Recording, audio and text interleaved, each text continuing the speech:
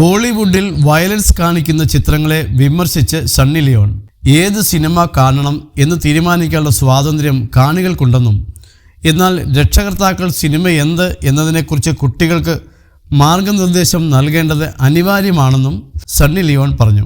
Big സ്ക്രീനിൽ കാണുന്നതെല്ലാം അന്ധമായി വിശ്വസിക്കരുതെന്നും DNA-ക്ക് നൽകിയ അഭിമുഖത്തിൽ സണ്ണി വ്യക്തമാക്കി. സിനിമയെ താൻ വിശ്വസിക്കുന്നത് ഒരു സൈക്കിൾ പോലെയാണ്. ഒരു സമയത്ത് സിനിമയിൽ പ്രതിസന്ധി ഉണ്ടായിരുന്നു. എന്നാൽ ഇന്ന് വലിയ പ്രേക്ഷകർ കുടുംബസമേതം തിയേറ്ററിൽ പോയി സിനിമ കാണുന്നു. ഏത് സിനിമ കാണണമെന്ന് തീരുമാനിക്കുന്നതും പ്രേക്ഷകരാണ്. അതുപോലെ തന്നെ ചില എഴുത്തുകളോടും കഥകളോടും നമ്മൾ എപ്പോഴും യോജിക്കണമെന്നില്ല.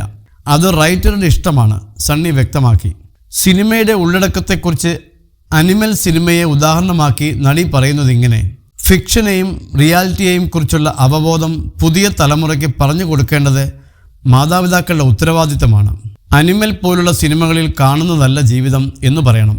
അവരെ സഹാനുഭൂതിയും എന്തു കാണുന്നു എന്ന ധാരണയും കുട്ടികൾക്ക് പറഞ്ഞു കൊടുക്കണം, സണ്ണി ലിയോൺ കൂട്ടിച്ചേർത്തു.